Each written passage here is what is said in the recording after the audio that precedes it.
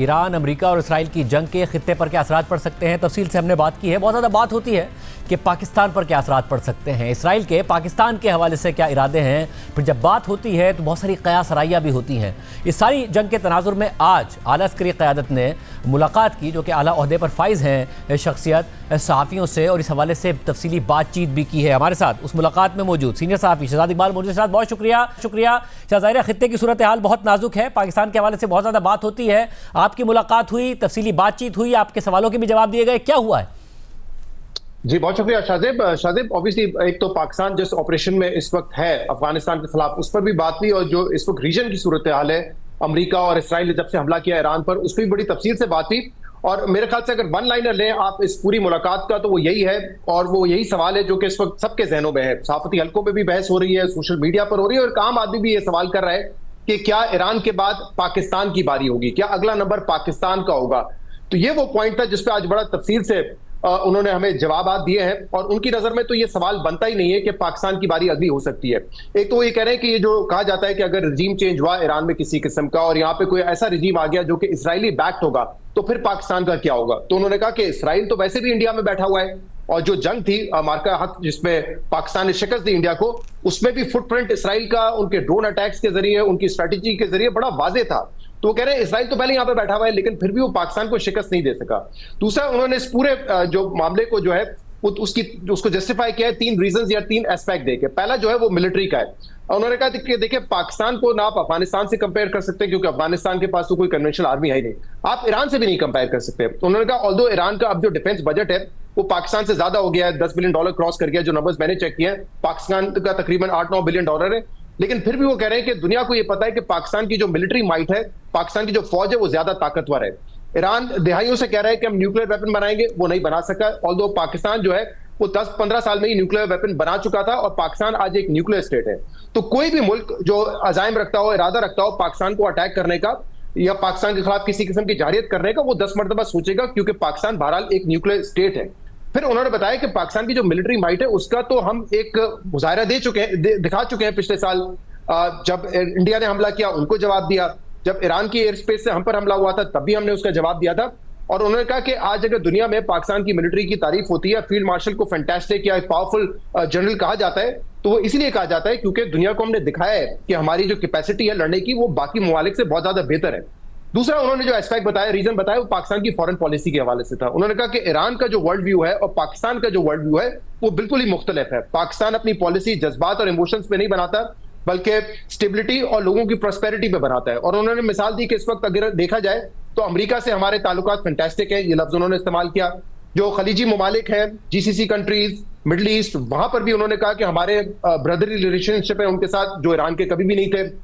फिर उन्होंने कहा चाइना हमारा स्ट्रेटेजिक पार्टनर है। चाइना के ईरान से वैसे ताल्लुकात नहीं थे जैसे हमारे ताल्लुकात हैं। रशिया से उन्होंने कहा हमारे ताल्लुकात बेहतर है, अगर ये हालात ना होते तो वजीर आजम ने वहां पे विजिट भी करना था। तो उन्होंने कहा पाकिस्तान की जो फॉरेन पॉलिसी है वो बहुत ही बैलेंस्ड है, हमने उसको एक जो पॉलिसी को बहुत ही बैलेंस रखा है, सबसे ताल्लुकात रखे हैं। जबकि ईरान जो है वो ऑलमोस्ट एक आइसोलेटेड था, उस पर तो सैंक्शंस लगे थे इतने टाइम से। तो उन्होंने ये एक्सप्लेन किया कि पाकिस्तान की सूरत हाल जो कंपेयर की जाती है ईरान से कि अगला नंबर पाकिस्तान का होगा, वो कंपेरेबल नहीं है because of our foreign policy. तीसरा जो उन्होंने एस्पेक्ट बताया वो बड़ा इंपॉर्टेंट है, वो इंटरनल स्टेबिलिटी, इंटरनल यूनिटी और इंटरनल गवर्नेंस के हवाले से है। ये वो एस्पेक्ट है जिसपे उन्होंने कहा हमें मेहनत करने की जरूरत है, क्योंकि कहीं पे भी जंग उस वक्त ज्यादा होती है, वो मुल्क मुतासिर ज्यादा होते हैं जंग से जहां पे यूनिटी नहीं होती। तो वहां पे उन्होंने कहा हमें काम करने की जरूरत है। एक तो ऑब्वियसली जो नेशनल एक्शन प्लान है उसको इंप्लीमेंट करना है, जो मुल्क की इंटरनल सिक्योरिटी स्टेबिलिटी है, सूबों ने और वफाक ने मिलकर उस पर काम करना है। यूनिटी की जरूरत है कि यूनिटी किस तरीके से हम लेकर आए, और जिसमें फॉलोअप में सवाल भी हुए कि अगर यूनिटी की आप बात कर रहे हैं तो ऑब्वियसली इसका ताल्लुक पाकिस्तान तहरीक इंसाफ से है, तो पाकिस्तान तहरीक इंसाफ से भी क्या बातचीत होगी।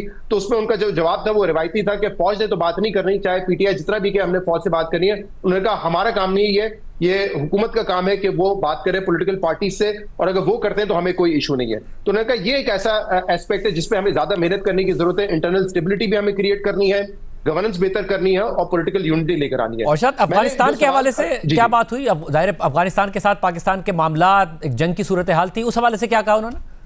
अच्छा, एक मैं सिर्फ ये ऐड कर दूं, मैंने इसमें एक फॉलोअप सवाल भी किया था कि इस वक्त हम देख रहे हैं कि दुनिया में एक ब्लॉक बन रहा है जिसमें इसराइल भी है, इंडिया भी है, और हमारा एक ब्रदरली मुल्क जिससे बड़े अच्छे ताल्लुकात है, जीसीसी कंट्री, वो भी है। और ऐसा लगता है कि उनके फुटप्रिंट आपको नजर आएंगे यमन से लेकर सूडान तक। तो हो सकता है कि आगे जाके अमेरिका का एक ये इंटरेस्ट हो कि हमें चाइना को काउंटर करने के लिए पाकिस्तान को डिस्टेबलाइज करना है, या इसराइल का ये इंटरेस्ट हो कि पाकिस्तान के पास न्यूक क्यों है, हमें पाकिस्तान का न्यूक से खतरा हो सकता है, और इंडिया तो वैसे ही हमारा दुश्मन है। तो क्या आप ये समझते हैं कि अगर पाकिस्तान पे किसी किस्म का खुदा ना खास्ता कोई अटैक होता है तो पाकिस्तान उसका रिस्पॉन्ड बहुत अच्छे तरीके से कर सकता है, या किसी के अजाइम ही नहीं हो सकते पाकिस्तान को लेकर? तो इसमें उन्होंने जवाब दिया कि पाकिस्तान का जो परपेचुअल थ्रेट है ना, वो सिर्फ इंडिया से है, और इंडिया अगर सिचुएशन को किसी मुल्क के साथ मुल्क के एक्सप्लॉइट करना चाहेगा तो उसके तो हम जवाब देने की कुव्वत रखते हैं और जवाब दे भी चुके हैं। बाकी जितने भी रीजनल इश्यूज है वो कहते हैं वो ऑन गोइंग होते हैं, वो निमट जाते हैं, फॉरेन पॉलिसी डील कर लेती है, लेकिन जो परपेचुअल थ्रेट है हमारा एक मुस्तकिल, वो इंडिया ही है। अफगानिस्तान के हवाले से भी बात हुई और उस पर उन्होंने कहा कि देखें, और ये मेरा एक सवाल था कि इसका कंक्लूजन क्या होगा, और ये तो एक ऐसी साइकिल में है कि अगर ये क्रॉस बॉर्डर जंग हम बंद भी कर दें, अटैक्स बंद भी कर दें, तब भी कोई सुसाइड अटैक हो पाकिस्तान में, कोई दहशतगर्दी का वाकया हो, तो हमें फिर क्या हम उन पर अटैक करेंगे? तो उन्होंने कहा बिल्कुल ऐसा ही है, ये जंग नहीं है अफगानिस्तान के साथ, क्योंकि जंग जो है वो दो रियासतों के दरमियान होती है, वहां पे तो कोई रियासत नहीं, एक अबूरी हुकूमत है। तो एक ऑपरेशन है अफगानिस्तान के खिलाफ जो कि एक तवील अरसे तक जारी रह सकता है, ये दिनों की या हफ्तों की बात नहीं, हो सकता है कि इससे ज्यादा हो। वैसे ही हम, उन्होंने कहा 20-22 साल से वॉर ऑन टेरर पे तो हम लड़ रहे हैं, और अगर अब अफगानिस्तान की सरजमीन से हमले होते रहे तो उन्होंने कहा कम वॉट में हम अपनी जो एग्रेशन है उनके खिलाफ, जो हमारे अटैक्स हैं वो जारी रहेंगे। और उन्होंने कहा कि देखिए, पाकिस्तान ने तो बहुत सारे जनाजे उठा लिए, सिविलियंस के भी हैं, लॉ एनफोर्समेंट एजेंसीज के भी हैं। अब वक्त आ गया है कि हम अफगानिस्तान के लिए कॉस्ट बढ़ाएं। जब वो भी अपने लोगों के जनाजे उठाएंगे तो फिर उनको शायद एहसास हो कि ये कितना दर्दनाक होता है। लेकिन उसमें उन्होंने कहा कि हम ये मुकम्मल तौर पे इस बात का ख्याल रख रहे हैं कि जो हमारी एयर स्ट्राइक्स भी होती हैं या ग्राउंड स्ट्राइक्स होती हैं उसमें सिविलियन कैजुअलिटी ना हो, क्योंकि अफगान अवाम से हमारी कोई लड़ाई नहीं है, उनसे हमारी कोई दुश्मनी नहीं है। ये जो वहां पर बैठे हुए हैं अफगान तालिबान और टीटीपी, उन्होंने कहा अब तो हम इसमें कोई फर्क ही नहीं करते, ये एक ही फोर्स है, चाहे वो टीटीपी हो, अफगान तालिबान हो, वो हमारे दुश्मन है, उनसे हमने जो है वो निपटना है। एक उन्होंने बात बड़ी इंपॉर्टेंट की, उन्होंने कहा आज हमारे जो जवान है ना, जो लड़ है, वो कह रहे हैं वो बहुत मुतमईन और खुश हैं। वो इसलिए खुश है क्योंकि पहले वो कहते हैं we were chasing the shadows, TTP वाले आते थे, गोरिल्ला फाइट करते थे, कहीं अटैक करते थे, चले जाते थे।